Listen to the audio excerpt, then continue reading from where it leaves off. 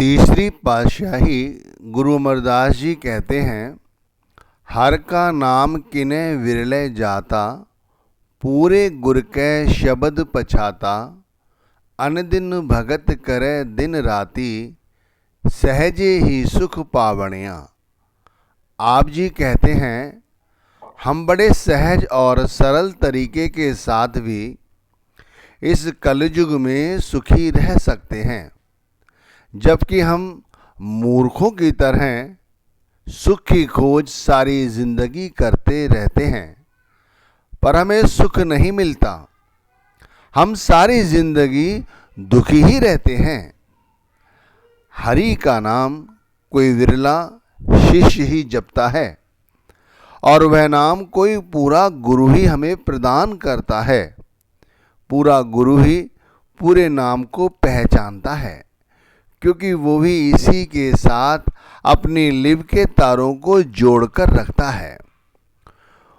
उस नाम को भक्त दिन रात सुबह शाम यानी श्वासों श्वास आठों पहर इस मृत्यु लोक में जपता है और सुख रहता है।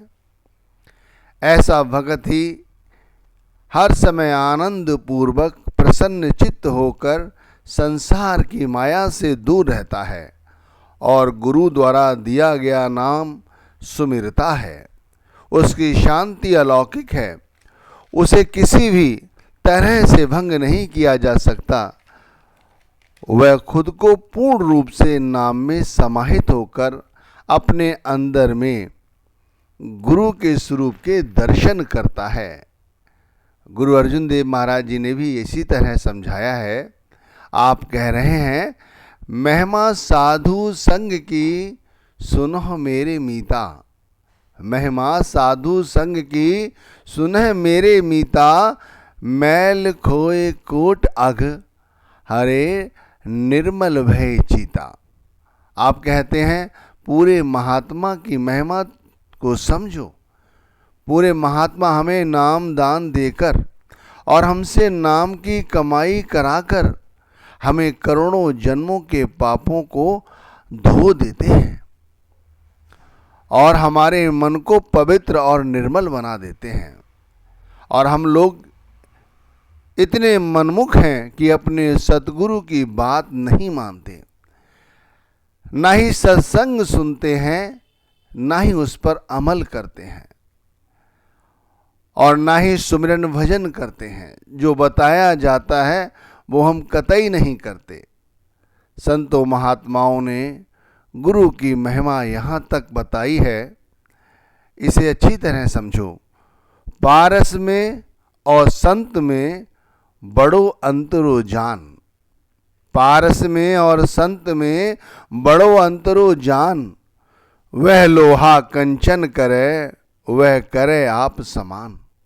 संत कहते हैं कि पारस एक ऐसा पत्थर है जिसके अंदर यह गुण होता है कि वह यदि लोहे को छू ले तो वह कंचन बन जाता है, सोना बन जाता है। लेकिन सतगुरु में इससे बड़ा गुण होता है। वह यदि पूरे गुरु के सानिध्य में कोई शिष्य आ जाए और उनका कहना माने तो वह उस शिष्य को अपनी तरह पूरा गुरु बना देते हैं, यानी उसे पारस बना देते हैं। हमारे गुरु भी है, पूरे हैं। वो हमें यहाँ से मुक्ति दिलाने आए हैं, संसार की माया से छुड़ाने आए हैं। इसीलिए आपने हमें नाम दान दिया है। हमें चाहिए कि हम उनका कहना माने, हर हाल में कहना माने, और कभी भी सुमिरन भजन से जी ना चुराएं। जब वक़्त मिले तब नाम का सुमिरन करने लगें, भजन करने लगें। यानी सुमिरन भजन ही तो हमारे गुरु मांगते हैं, और हमसे क्या मांगते हैं। लेकिन हम तो अपने गुरु के आगे भी अपने आप को निमाना कहाँ मानते हैं। हम तो गुरु के आगे भी अहंकार के साथ अपना वार्तालाप करते हैं। जब हम सुमिरन करने बैठते हैं, भजन करने बैठते हैं, या गुरु का सत्संग होता है, हम वो सुनते हैं, तो हम अंदर से कहाँ निमाने होते हैं। अगर निमाने होकर हम नाम का सुमिरन भजन करने लगें तो फिर हमारा मन झुके। हमारा मन तो अहंकार में फूला हुआ है। बताओ, गुरु के आगे भी हमारा ये हाल है तो दुनिया के आगे हमारा क्या हाल होता होगा। चौथी पातशाही ने कहा है, जो जन दीन वह गुर आगे, तिन के दुख निवारे। अन दिन भगत करें गुर आगे, गुर के शब्द सवारे। आप जी कहते हैं, जो लोग अपने गुरु के आगे दीन यानी अपने अहंकार को छोड़कर, अपनी मैं मेरी को त्याग कर गुरु के आगे सम्मान पूर्वक अपनी आत्मा से गुरु का ध्यान धरते हैं, गुरु उनके सभी दुखों को दूर कर देते हैं। जो हर समय अपने गुरु के नाम को धारण करके गुरु नाम को जपते हैं और गुरु के नाम को संवारते हैं, यानी नाम को इस तरह से जपते हैं जैसे अंतर में कोई बात बज रहा हो। इसी बात को अनद नाद भी कहते हैं। तो को संवारने का मतलब समझो क्या होता है। जैसे हमें नाम मिला है, हम नाम को यूं ही जपे जा रहे हैं, रटे जा रहे हैं बेस्वादा, बेमन से। इसे संवारो, अच्छी तरह से संवारो। ऐसे जपो जैसे बीणा बज रही हो, अंदर में कोई अन्नबाद बज रहा हो। अरे नाम जपते समय नाम को अपने आत्मा का अंगीकार कर लो, फिर ऐसे नाम जपोगे जैसे अंदर कोई संगीत चल रहा हो। फिर नाम जपते समय बीच में जैसे हम लोग नाम जपते हैं और हमारा ख्याल दुनियादारी के चक्कर में लगकर बातें सोचता रहता है। लेकिन यदि हम आत्मा के द्वारा नाम इस तरह जपें कि नाम के साथ हमारी आत्मा समाहित रहे और अंतर में हमें संगीत का अनुभव हो, तो फिर हमारा मन इधर उधर नहीं जाएगा। ये समझो क्या बात समझाई जा रही है। गोस्वामी तुलसीदास जी ने भी यही कहा है, मज्जन फल पेख तत्काला, काक होए पिक बको मराला। सुन आचरज करे जन कोई, सत्संगत मेहमान नहीं गोई। गोस्वामी तुलसीदास जी कहते हैं, संतों की संगति की महिमा किसी से छुपी कहाँ है। जो संतों की संगति करते हैं उनकी रहनी और सहनी बदल जाती है। अभी तो हम इंद्रियों के भोगों में उलझे हुए हैं, इसीलिए गंदगी का हिस्सा बने हुए हैं। लेकिन नाम का अमृत रूपी फल जब हम चख लेते हैं तब हमारे मन की गंदगी साफ हो जाती है। आप सुनकर हैरान मत हो, क्योंकि गुरु का नाम का प्रताप ही ऐसा है कि मन मुख गुरुमुख बन जाता है। मैं करता हुआ व्यक्ति तू करने लग जाता है कि जो कुछ है हमारे सतगुरु हैं। इसे ऐसे समझो, नाम के अमृत का पान करके कौवा, कोयल और बगुला हंस बन जाता है।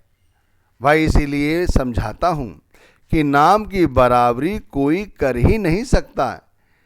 इसलिए गुरु को नाम को कम मत आंको।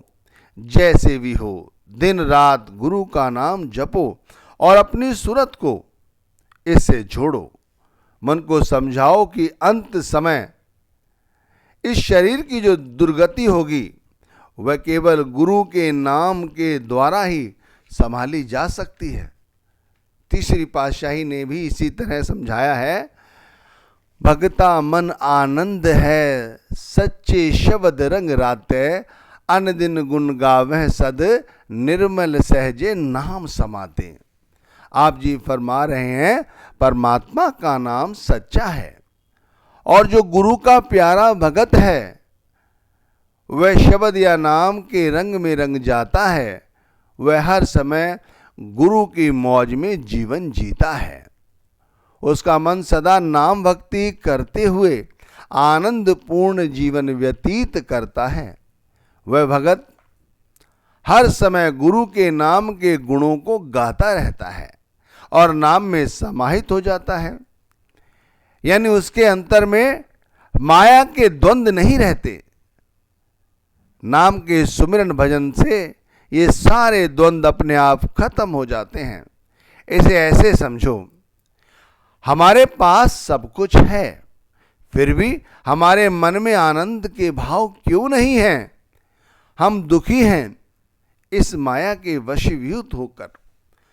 हम हमेशा माया के विषय का ही चिंतन करते रहते हैं। संसार के पदार्थों में सुख ढूंढते हैं, जबकि सुख सच्चा तो हरि के नाम में है। हमारा रोम रोम संसार की माया के विषय का ही चिंतन और मनन करता रहता है। इसी कारण हमारे मन पर अहंकार का नशा चढ़ा रहता है। वासना और क्रोध जैसे विकारों को हम चाहकर भी नहीं छोड़ पाते। इसी कारण जीवन जीना दुर्लभ हो गया है। देख लो, सब कुछ होते सोते हमारा यह हाल है। अब यदि गुरु की बात मानकर, यदि हम अपनी आत्मा को नाम के साथ जोड़कर गुरु द्वारा दिए गए नाम को जपें, सुमिरन करें, भजन करें, तो हमारा मन भी पवित्र हो जाएगा और आत्मा और मन दोनों एक साथ होकर परमात्मा की भक्ति करने लगेंगे और मन इन विकारों को भी छोड़कर गुरु के स्वरूप के साथ अपनी लिव के तारों को जोड़ लेगा। भाई, समझने की कोशिश करो कि क्या समझाया जा रहा है। कबीर साहिब ने भी समझाया है, हर के संत सदा थिर पूजै, जो हर नाम जपात। हर के संत सदा थिर पूजै, जो हर नाम जपात। जिनको कृपा करत है गोविंद ते सत्संग मिलात। आप कहते हैं कि परमात्मा के भेजे हुए दूत हैं हमारे वक़्त के पूरे संत सतगुरु। उन्हीं संत सतगुरु की अंतर्मुख होकर पूजा करो, यानी उनके द्वारा दिए गए नाम को जपो। सतगुरु की पूजा का मतलब यही है कि गुरु द्वारा दिए गए नाम को जपो, सुमिरन करो। गुरु ये नहीं कहते कि तुम उनकी ही पूजा आरती वंदना करने लग जाओ। समझो क्या कह रहे हैं कि जो गुरु ने नाम दिया है, हर के संत सदा थिर जानो, जो हर नाम जपात। जो हरि का नाम जपाते हैं, जिनका हम नाम जप रहे हैं, तो गुरु की इस तरह पूजा करो जैसे हम गुरु की पूजा कर रहे हैं। उन्होंने जो नाम दिया है, क्योंकि वो हमें इस 84 से छुड़ाने आए हैं, इसीलिए आप हमें नाम जपने का उपदेश देते हैं। जिन लोगों पर वह गोविंद, वह परमात्मा कृपा करता है, उन्हीं जीवात्माओं को सत्संग के जरिए उनसे मिला देता है। हमारा अपने सद्गुरु से मिलाप भी इसी सत्संग के जरिए से तो हुआ है। इसीलिए जब भी समय मिले सत्संग में जाया करो। किसी अन्य माध्यम से भी यदि सत्संग सुनने को मिले तो सत्संग को पूरी तवज्जो के साथ सुना करो। जो बताया जा रहा है, जो समझाया जा रहा है, उस पर अमल करने की कोशिश किया करो। ये नहीं कि सत्संग सुनते समय सो जाते हैं बहुत सारे लोग, ऐसा ना किया करो। तो भाई, वैसे तो बहुत सारे संत महात्मा बहुत सारी बातें कहते हैं, कहाँ तक व्यक्ति पूरी करेगा। लेकिन वक़्त के पूरे संत सतगुरु 10-20 बातें नहीं कहते, वो तो केवल एक बात कहते हैं कि भाई, परमात्मा का जो नाम है वो मैंने तुम्हें दिया है, उस नाम को जपो, उस नाम को अपनी आत्मा के साथ जपो, अपनी सूरत के साथ जपो और उसे 8 पहर जपो। सुबह समय मिले सुबह जपो, दोपहर समय मिले दोपहर जपो, शाम समय मिले शाम को जपो, रात्रि में समय मिले रात्रि में जपो। भाई, ये मनाही नहीं है कि तुम्हें सुबह ही करना है, जब भी तुम्हें समय मिले उस नाम को जपो। तुम यदि इस नाम को जपोगे तो गुरु कहते हैं फिर सारी जिंदगी सुखी रहोगे। जो नाम जपता है पूरी तवज्जो के साथ, उसी का ध्यान संवरता है। वही भजन में कुछ सुनता है, कुछ देखता है, और फिर अनंत का नाद उसके अंदर प्रकट होता है, अनंत का प्रकाश उसके अंदर प्रकट होता है। और जो अनंत का नाद सुनता है, अनंत का प्रकाश देखता है, वो फिर दुनियादारी में कहाँ उलझता है? फिर तो भाई वो सुखी ही रहेगा, बताओ, या नहीं रहेगा? हम सारा दिन अपने विषय में कहाँ सोचते हैं? हम तो अपने बारे में सोचते ही नहीं हैं। हम तो सारा दिन, सारी रात यदि सो भी जाएं तब भी हम दुनिया के बारे में ही और दुनियादारी के बारे में ही सोचते हैं। अपने बारे में सोचना है और गुरु ने हमें अपना लिया है, तो भाई अब मनमुख क्यों बने हुए हो? गुरुमुख बन जाओ, गुरु का नाम जपो, दिन रात जपो। तीसरी पातशाही गुरु अमरदास जी ने कहा है, अन दिन भगत करें दिन राती, दुविधा सबदे खोई, सदा निर्मल जो सच राते, सच बसया मन सोई। इन्होंने सारी बात का निचोड़ 2 लाइनों में कर दिया कि अन दिन भगत करें दिन राती, दुविधा सबदे खोई। जो व्यक्ति 8 पहर नाम का जाप करता है, सुमिरन भजन करता है, उसकी सारी दुविधाएं, सारी शंकाएं अपने आप ही खत्म हो जाती हैं। वह सदा निर्मल और पवित्र हो जाता है और वो अपने गुरु के रंग में रंग जाता है। गुरु उसके मन में समाहित हो जाते हैं। वो ऐसे समझिए चलता फिरता गुरु का स्वरूप ही है।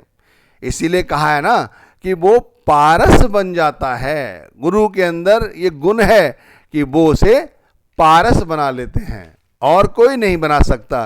गुरु उसे पारस बना लेते हैं। पारस में और संत में बड़ो अंतरो जान, वह लोहा कंचन करे, वह करे आप समान।